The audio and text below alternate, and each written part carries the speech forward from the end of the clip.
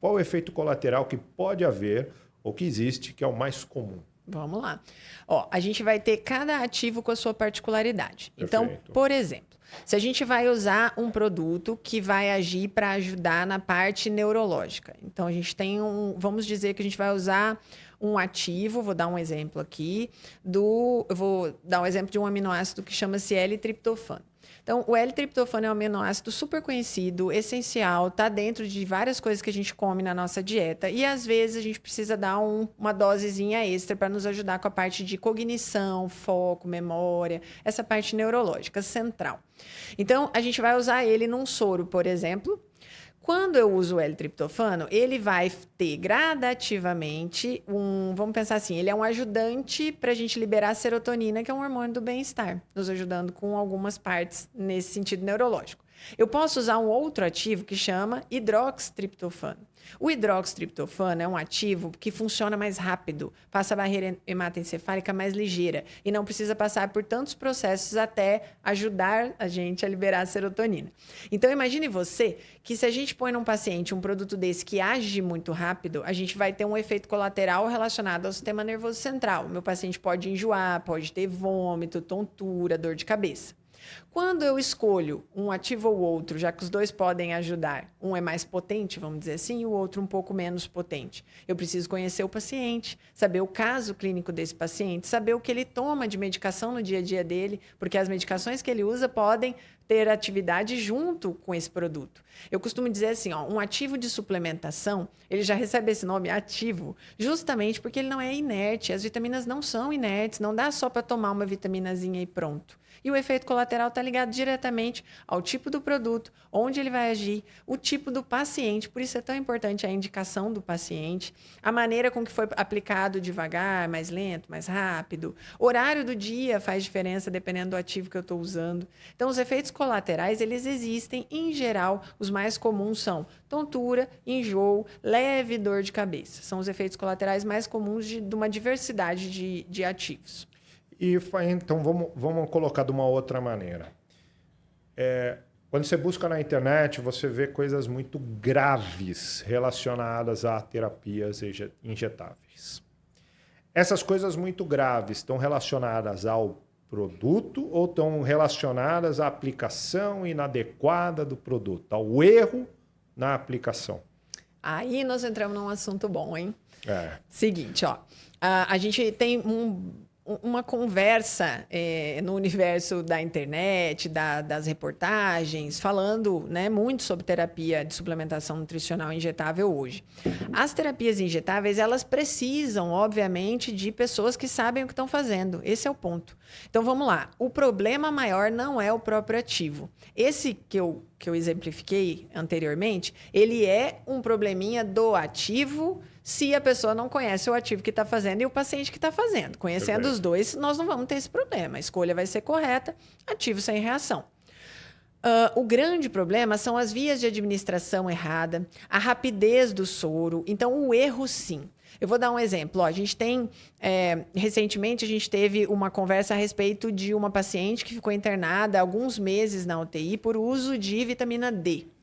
Nós temos alguns estudos, dentre eles tem um estudo extremamente importante, que é um estudo da China, que a gente tem, é um estudo com tudo que tem que ser. Meta-análise, randomizado, duplo cego, controlado por placebo, um estudo que tem as características da metodologia que são consideradas seguras. Perfeito. Científica.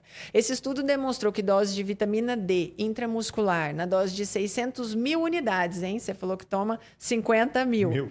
Né? 50 mil por semana, não foi via oral? Então, esse estudo fez a experiência com as pessoas, tudo certinho, científica, 600 mil unidades intramuscular, aí fez a aplicação e fez o controle desta aplicação durante um período. Eles fizeram uma suplementação no paciente, toda semana eles estavam em contato, tendo médicos disponíveis 24 horas por dia, todos os dias, para avaliar o que o paciente poderia sentir e colher os exames para ver se ia dar algum efeito colateral. Tivemos uma adesão de 94% dos pacientes, não houve praticamente desistência, e nenhum paciente teve efeito colateral, nenhum paciente, nem local. Aplicação bem feita, via correta intramuscular. Então, o que eu falo para você é o seguinte: se você pegar uma vitamina lipossolúvel como a vitamina D, A, K e fizer na via endovenosa, você vai ter um problema enorme. Pode até o paciente chegar a vir a óbito, porque pode fazer uma embolia por gordura. Então, a chance desse caso que nós vimos ter sido uma vitamina D aplicada por a via errada. Existe. Para quem não sabe, hoje o injetável ele pode ser aplicado direto na veia. Endovenoso. Ele pode ser aplicado no nosso subcutâneo, no tecido gorduroso subcutâneo.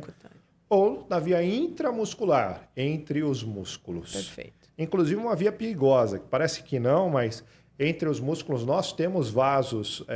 E nervos importantes. E nervos importantes que, se você não souber exatamente como aplicar e onde aplicar, a chance de você jogar esse ativo na corrente sanguínea é grande.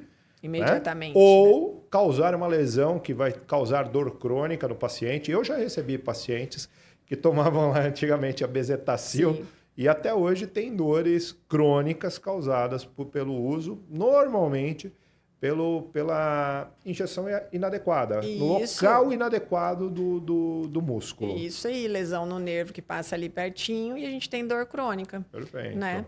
Então, sim, eu acho muito, eu estudo bastante isso, gosto, e eu defendo assim, ó, a terapia de suplementação injetável, ela não tem um profissional, ela tem um médico como seu profissional prescritor, mas ela não tem uma especialidade médica. E por que não? Porque ela serve para todas. A gente, como médico, clínico geral, acima de tudo, com a formação inicial da medicina, a gente tem que ter noção disso e não só pela boca. O mundo está em constante atualização. Se a gente não se atualizar, a gente vai ficar para trás. Nossos pacientes vão ficar junto. A gente precisa saber o que fazer para dar tudo de melhor para o nosso paciente. Sim. E hoje, a suplementação nutricional injetável é o melhor que nós temos em relação à suplementação. Nós temos que lembrar que essa suplementação injetável, ela vem lá dos pacientes que eram da UTI, quando nós começamos a fazer as dietas para pessoas que não podiam comer, que são as dietas parenterais. Isso era muito caro, muito inacessível. E hoje você tem uma acessibilidade disso, principalmente do quesito financeiro, cada vez maior. Isso. E nós temos visto cada vez mais os pacientes terem benefícios disso. A doutora Tatiana, que trabalha conosco, trabalha com a parte de neurocirurgia, por exemplo, é uma pessoa que usa bastante. Muitos pacientes, principalmente depois da Covid, vem tendo perda de memória recente, dificuldade de concentração. E muitos dos ativos que são usados melhoram muito de pacientes usarem e falarem, doutora, eu melhorei em uma semana, de uma semana para outra eu já me sinto melhor. Entre outros pacientes que fizeram bariátrica e de uma semana para outra falam, eu estou muito mais tranquilo, eu estou dormindo melhor, eu estou fazendo as minhas atividades, eu estou com aquele cansaço que eu tinha, está muito menor.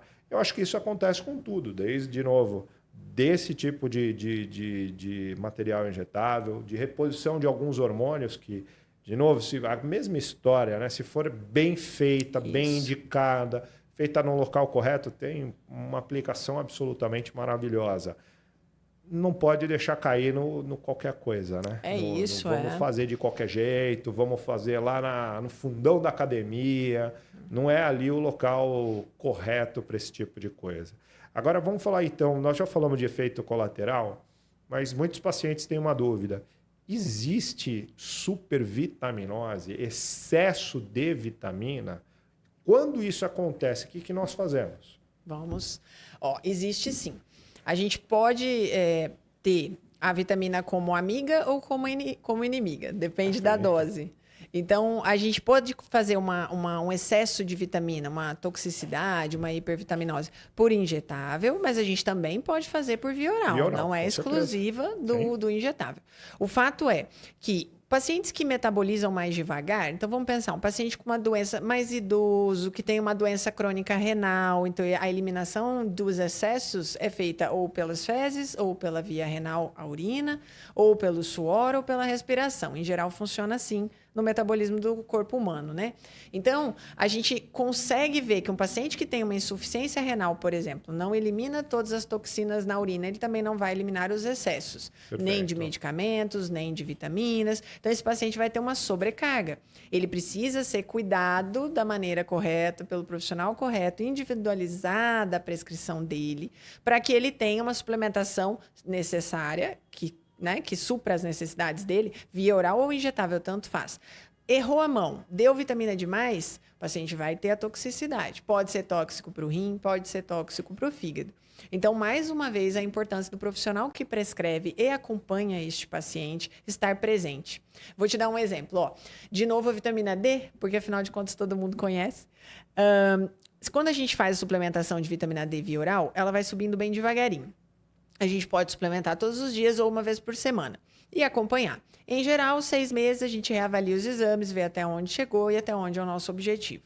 Quando a gente faz uma vitamina D intramuscular, a gente leva de 3 a 4 meses para que esta vitamina seja liberada e esteja com valores reais no sangue. Então, imagina que um profissional despreparado pede para o paciente tomar uma injeção de vitamina D e manda ele redosar no sangue em 30 dias. Essa vitamina D não vai ter subido. E esse profissional despreparado pede para tomar mais uma, afinal de contas não subiu. E o paciente vai tomar. E assim nós vamos seguir 2, 3, às vezes até 4 meses. Quando ele dosar que vai bater esse excesso, o paciente está intoxicado. E aí, como é que a gente faz? E aí a coisa complica bastante. Porque para eliminar as vitaminas, a gente tem um trabalho muito grande. E, em geral, a gente acaba cuidando dos efeitos colaterais, porque é muito difícil a gente conseguir a gente chama de agente quelante, que vá lá e segure esta vitamina e leve embora junto com ele na urina ou nas fezes. Alguns produtos a gente tem quelantes, mas, em geral, a gente precisa dar o tempo do metabolismo do organismo. E por isso mesmo não dá para ser feito de qualquer jeito, para que não haja esse tipo de erro. Quem sabe, quem estuda o que está prescrevendo e quem estuda o seu paciente, não comete esse tipo de erro. E a B12, tem supervitaminose? Olha, a B12 tem muito estudo, viu? E a B12 tem. E a B12 fala que não existe a supervitaminose de B12. É porque muitos laboratórios colocam lá acima de 2.000 e os pacientes ficam absolutamente desesperados. É verdade. Achando isso, mas realmente não tem nenhum tipo de efeito. Não. A B12 tem um efeito colateral que não é tão comum, mas acontece assim, em algum percentual da população, de acne, um pouquinho de espinha nas costas, espinha na face. E aí, quando isso acontece, pode acontecer com oral também, não é apenas com injetável. E basta dar um tempo da utilização, em geral 1 mês, 2, essa acne desaparece. Não faz um efeito tóxico para fígado, para rim, e ela tem um efeito muito positivo na parte neurológica, né? Funciona para tudo, vamos dizer assim, porque o metabolismo da B12 ocorre em todas as células do corpo, mas a parte neurológica acho que é a que mais se beneficia. Assim, mas... eu vou te falar, eu sou suspeito. Eu acho que, principalmente quando você está fazendo muita atividade física, é uma das principais para você repor, né? Para fazer a reposição muscular, para se sentir bem, é manter uma vitamina B12 até mais alta do que o padrão necessário, né? Bater ali para cima de 650, 700. Concordo, eu acho que funciona maravilhosamente bem. Tá certo. Bom, vamos falar então um pouquinho do nosso Ozempic e da tirzepatida, que nós estamos aqui no meio. O que você vê de futuro para esses dois? Bom, eu acho que o Ozempic ele foi muito utilizado e foi muito útil para a gente. Hoje eu vejo ele um pouquinho menos útil, vamos dizer assim, com menos indicações, porque a gente tem a tirzepatida, que é o Mounjaro hoje, né? O que a gente observa desses produtos? A gente vem evoluindo e a gente já está com o próximo, né? A retratutida já está aí no gatilho para ser lançada, já está em fase 3. Pois é, não sei como.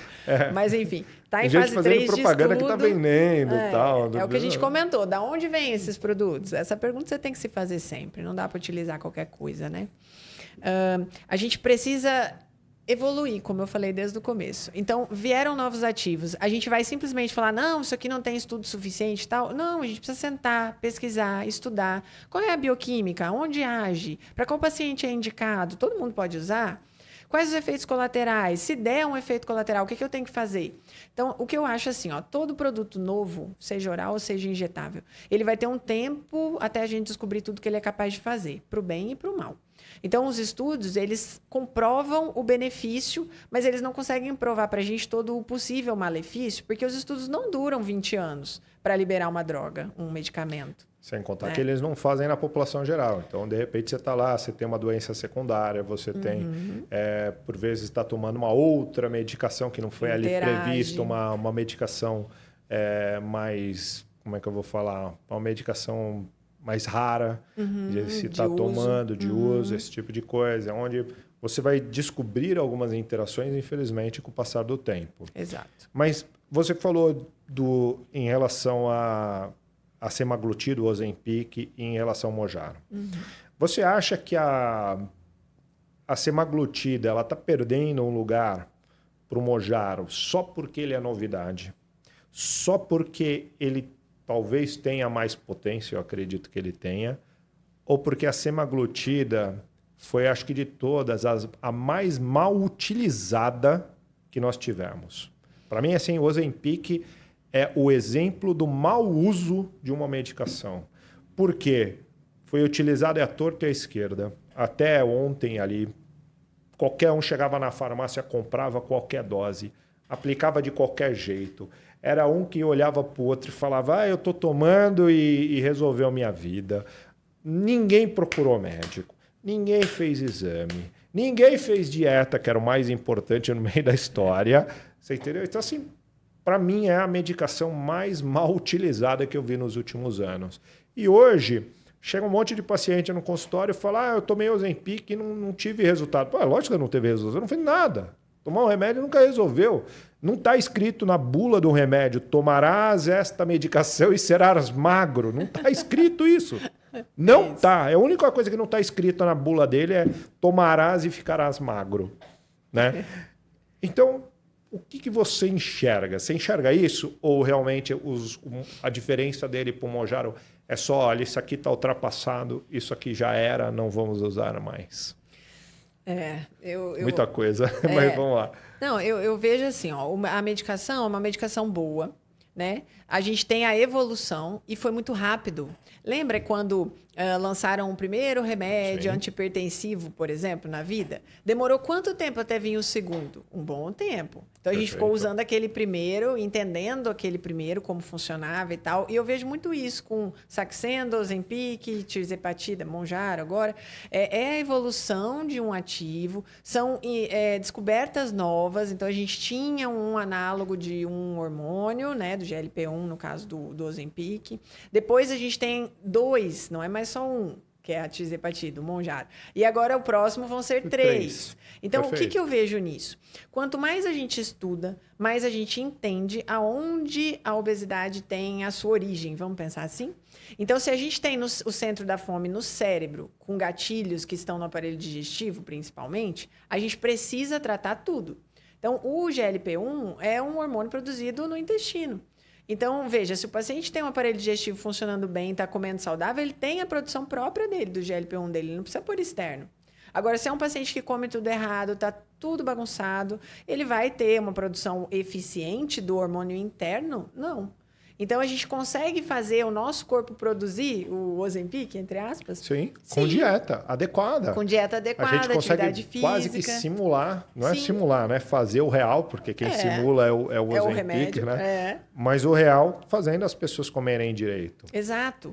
Então, o que eu vejo assim, sim, é um medicamento que tem tudo para dar certo, porém, não é a mesma coisa do nosso hormônio interno. E quando a gente precisa da dose externa, como você mencionou, não é ela isolada, porque milagre realmente não vai dar. Só para quem sabe fazer, porque para mim tá fora.